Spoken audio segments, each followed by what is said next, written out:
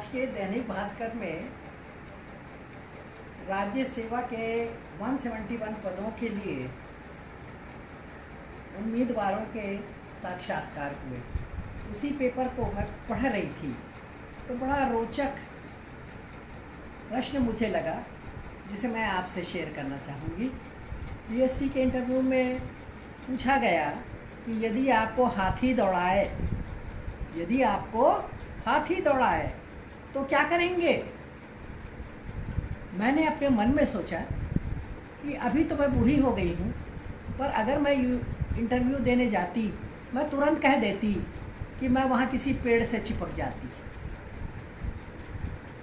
दूसरा प्रश्न था कि आप शायरी के 2-3 वाक्य सुनाएं, तब मैं सुनाती। हवाई जहाज़ की आवाज़ आई, सपनों में मैं खो गई भाई, चर्च में जाऊंगी भिलाई। Thank you. मैं पूछना चाहता हूं कि आपने जो कहा है बड़ा बुद्धिमानी का उत्तर दिया। 2-3 मिनट ही आपको लगे कि जब हाथी मुझको मेरा पीछा करे तो मैं क्या करूंगी, तो आप पेड़ी को में क्यों चिपक जाएंगे, को क्यों पकड़ लेंगे उसको, पेड़ी को क्यों, थोड़ा बताइए। क्योंकि मैं पर्यावरण प्रेमी महिला हूँ। मुझे पर्यावरण का रत्न पुरस्कार भी मुझे मध्य प्रदेश गवर्नमेंट ने दिया था। हाँ। मैं हमेशा प्रकृति को पसंद करती हूँ, तो मैं उस प्रकृति के को ही अपना भाग्य विधाता समझती हूँ, जिससे मुझे भोजन मिलता है, वस्त्र मिलता है और मुझे रक्षा भी मिलती है, छाया भी मिलती है, आराम और सुख सुविधा भी मिलती है।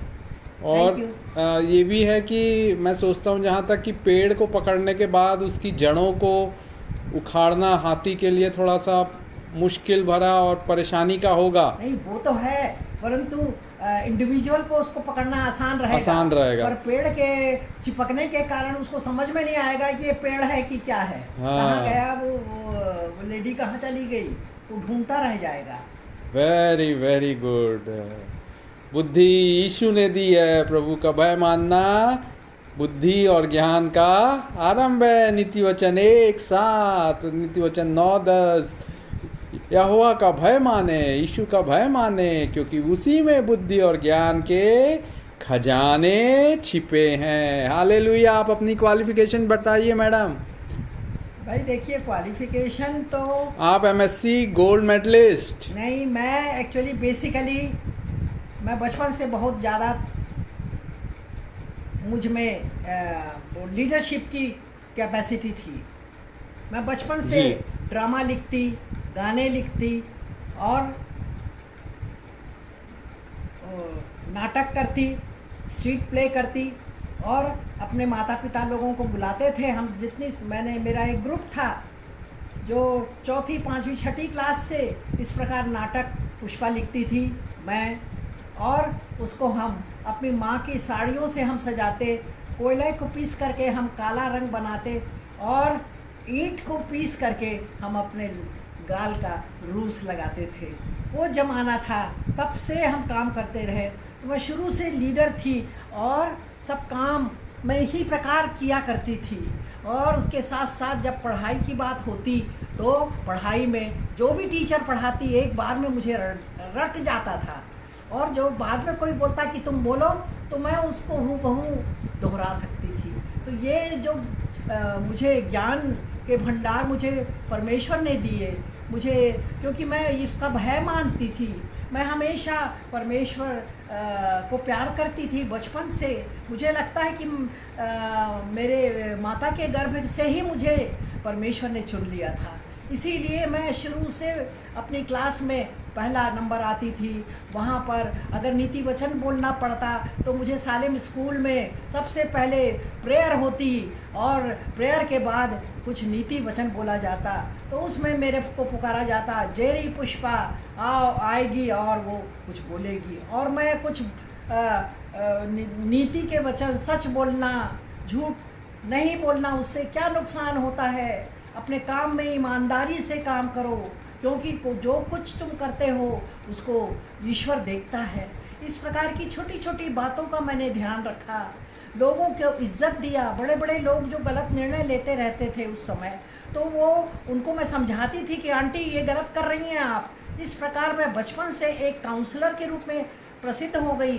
लोग आते थे कि आपकी बेटी पुष्पा से हमको सलाह लेने आ रहे हैं, मेरी बेटी की शादी फलाने फलाने से हो रही है, हम लोग तो ऊंचे लोग हैं और कैसे मैं क्या करूं उसके लिए। तो मैं उनको समझाती कि देखिए आपकी बेटी देखने में तो उतनी अच्छी उतनी नहीं है कि शादी जल्दी हो जाए, तो आपको एक अनाथ लड़का मिल रहा है और वो टीचर है, तो कोई बात नहीं, काला है तो क्या हुआ, आप उसको दे दीजिए, क्योंकि बाद में उसकी शादी नहीं हो पाएगी और आप रोती रहेंगी अपनी ज़िंदगी भर। तो इस प्रकार मैं सलाह देती थी, तो लोग मेरे पास आते, बड़ी बड़ी बुज़ुर्ग महिलाएं वो मेरे से सलाह लेने आती। तो इस प्रकार मेरा जीवन चलता गया और मैं डॉक्टर बनना चाहती थी, परंतु क्योंकि सब मेरे पिताजी वहाँ पर एक्सरे टेक्नीशियन थे और वो उनकी बेटियाँ मेरे साथ पढ़ती थीं और डॉक्टर्स की, तो वो डॉक्टर्स कहते थे कि सैमुअल तुम अपनी लड़की को डॉक्टर बनाओ, इतनी होशियार लड़की है, डॉक्टर बनाओ। तो मेरे दिल की ख्वाहिश नहीं थी, पर जब सब कोई बोल रहे हैं तो मैं भी सोची कि ठीक है डॉक्टर बन जाते हैं, क्योंकि मेरे पास जो गुण हैं उससे मैं रोगियों की सेवा कर पाऊंगी और जो दया से और प्यार से भर करके मैं उनकी सेवा कर पाऊंगी, ईमानदारी और सच्चाई से। तो इस प्रकार मेरी यही ख्वाहिश थी, परंतु घर की गरीबी के कारण मैं नहीं कर पाई। मेरे बड़े भैया और भाभी से पूछा गया कि क्या पुष्पा को 20 रुपया महीना का फीस था उस ज़माने में, पीईटी पीएमटी वगैरह नहीं स्टार्ट हुई थी, और वो उसी बेसिस पे दे देते थे कि आप बीएससी में टॉपर हैं। मैं टॉपर थी बीएससी की, तो इस प्रकार मेरा एडमिशन होना तो मतलब आसानी था वहाँ पर रायपुर में कॉलेज में, मेडिकल कॉलेज में। परंतु भैया और भाभी विशेषकर उन्होंने कहा कि नहीं हम नहीं मदद कर सकते, और इस प्रकार फिर मुझे बड़ा आत्मघात सा महसूस हुआ, मेरे दिल को बड़ी चोट सी लगी। फिर मैंने कहा नहीं, मेरे को नहीं बनना डॉक्टर, जब मेरे माता पिता ही इस योग्य नहीं हैं। परंतु मैं भूल गई कि ये सब चीज़ों का सरकार मदद करती है, हमको कोई बताने वाला नहीं था कि सरकार भी हमको स्कॉलरशिप देगी गरीबों के लिए, तो वो सब ज्ञान हमें नहीं था और मैं भी नाराज़ हो गई। और इस प्रकार हमने कहा कि नहीं, हम इधर एजुकेशन कर लेंगे। तो बीएससी किया, एमएससी किया और बीएड किया, एमएड किया और उसके बाद पीएचडी किया, और परमेश्वर ने मुझे बहुत ऊंचा उठाया और भिलाई स्टील प्लांट में मैं काम करती रही, अपनी ईमानदारी, सच्चाई और लोगों की सेवा, सभी जाति के लोगों की सेवा करती रही। कोई एक वर्ग विशेष के लिए नहीं किया मैंने, क्योंकि यीशु मसीह सबका प्रभु है, वो किसी एक वर्ग का प्रभु नहीं है, वो सबको बचाने आया। तो सबकी मदद मैं करती रही और इसमें खूब ईश्वर ने मुझे बुद्धि दिया और मैं टॉपर रही हमेशा। और शिमला यूनिवर्सिटी से भी मैंने एमएड किया, उसकी भी टॉपर मैं रही। और इस प्रकार मैं बीएसपी में प्रिंसिपलशिप करी 25 साल तक, और उसके बाद रिटायरमेंट के बाद 15 साल तक मैं सेंट थॉमस कॉलेज में, जो इंग्लिश मीडियम कॉलेज था, और उस ज़माने में एमएड बहुत कम मिलते थे, तो मैं एमएड थी इसीलिए मैंने स्टार्ट करवाया उस कॉलेज में बीएड की फैकल्टी, और फैकल्टी की मैं हेड बनी और 15 साल वहाँ आफ्टर रिटायरमेंट मैंने जॉब किया। तो इस प्रकार मेरे टैलेंट को सेंट थॉमस कॉलेज ने उपयोग किया, और मैं अच्छी ओरेटर थी, ड्रामेटिशियन थी और स्पीकर थी। तो ये सारे गुणों का प्रयोग मैंने उस कॉलेज में किया और अपना जो जो टैलेंट परमेश्वर ने मुझे दिए थे, सारे टैलेंट्स का मैंने उपयोग किया और आगे बढ़ती गई। 15 साल के बाद फिर मेरा वहाँ से उससे मैं बड़े आदर के साथ मुझे विदाई दी गई, और वो रोते रहे फादर लोग कि ये इंग्लिश, हिंदी, छत्तीसगढ़ी ये सब जानने के कारण हमारे कॉलेज के लिए she was asset to us. तो हमको छोड़ने में उन्हें बड़ी कठिनाई हो रही है, परंतु यूनिवर्सिटी के नियम के अनुसार हम उनको इससे अधिक और उम्र में नहीं रिटेन कर सकते, तो मैं ईश्वर पिता को धन्यवाद और धन्यवाद देती हूँ, ना केवल अपनी नौकरी में और परमेश्वर के लिए। इससे पहले मैंने सेवा की बचपन से, परमेश्वर के लिए आत्माएं जीतने में मैंने बहुत कोशिश की। जब मैं 6ठी 7वीं में थी तब छोटे बच्चों को लेकर के मैं सैटरडे को हम लोग बैठते और प्रार्थना करते, और बहुत लोगों को पवित्र आत्मा का अभिषेक मिला। और जहाँ भी गई, सागर भी गई MSc करने, वहाँ पर भी मैं यीशु का समाचार देती रही और लोग मेरे से प्रसन्न रहे। मैं गरीब थी, मेरी माँ 20 रुपये भेजती थी हर महीने, अंडा बेच कर, मुर्गी का अंडा बेच कर, पर मैं उसको जमा करती थी, क्योंकि मैं दिल से मैं अपनी माँ के प्रति कृतज्ञ थी कि मेरी माँ अपना पेट काट करके मुझे भेज रही है, तो मैं इन पैसों को दूध नहीं पीऊँगी। माँ दूध पीने के लिए बोलती थी, क्योंकि मैं बड़ी दुबली सी थी, तो मैंने नहीं किया। परंतु एक मेरे सहपाठी के पास पैसे नहीं थे, वो वापस घर जा रहे थे कि पैसा नहीं है, मैं एग्ज़ाम में नहीं बैठ सकता हूँ। तो मैंने कहा कि सर मेरे पास पैसे हैं, परंतु मैं एक गरीब लड़की हूँ, मेरे पास पैसे नहीं रहते, मैं जमा की हूँ, तो आपको मैं दे दूँगी, आप चिंता मत कीजिए। आप नहीं लौटाते हैं तो भी चलेगा, परंतु आपका जो पढ़ाई है वो कंप्लीट हो जाएगा। इस प्रकार मैं गरीब होते हुए भी लोगों की सेवा करती रही और लोग मुझे पसंद करते गए, और मैं लोगों की पसंद की परवाह नहीं करती। देखिए, मैं तो पसंद का परवाह करती हूँ सिर्फ यीशु मसीह की, कि वो मुझे क्या सोचता है, वो मुझे क्या समझता है। मैं केवल उसे प्रसन्न करना चाहती हूँ। लोग मुझे कुछ भी कहें, मुझे उसकी परवाह नहीं है, क्योंकि अंत में हमें जब यीशु मसीह दोबारा आएगा तो उसके लिए हमें तैयार होना है। प्रियो, क्या हम तैयार हैं? क्या हम पवित्र हैं? क्या हमारे जीवन में ऐसी कोई बात है जो हमें स्वर्ग जाने से रोक सकती है? हम उद्धार पाए हुए लोग हैं, तो हमारा कर्तव्य है कि हम सबको अच्छी बातें सिखाएं। आज जबकि हम देख रहे हैं कि जो नेता लोग हैं, चाहे वो किसी भी धर्म के हों और किसी भी जाति के क्यों ना हो, पर कैसे अधर्मी जैसा व्यवहार कर रहे हैं, जो कभी शोभा नहीं देता उनको कर रहे हैं। हम उनके लिए रोते हैं। कल हम प्रार्थना कर रहे थे उनके लिए कि लोगों को बुद्धि दे, पर जो लीडर बने हैं और लोगों के लिए वो विरोध करते हैं, लोगों को गलत रास्तों पर चलाने की रास्ता खोलते हैं। केवल पैसा ही सब कुछ नहीं है, वो धन के पीछे दौड़ते हैं। तो इसलिए मैं आप लोगों से कहना चाहती हूँ कि आप केवल परमेश्वर पर, ईश्वर पर भरोसा रखिए, यीशु मसीह पर भरोसा रखिए। हमको जो कुछ भी देता है उसमें संतुष्ट रहिए। उसके लिए ये नहीं कि मुझे और चाहिए और चाहिए और चाहिए। वैसे भी जो 10 आज्ञाओं में है, लिखा है आखिरी वाला की 10वीं आज्ञा कि वो तू किसी की स्त्री, किसी के संपत्ति, किसी के धन दौलत का तू लालच न करना। वो तो यूं ही जब चिड़ियों को देता है और जब वो मैदान के में वो फूलों को देखता है कि वो कैसे सोसल के फूल खिले रहते हैं, तो क्या वो हमको भोजन नहीं देगा?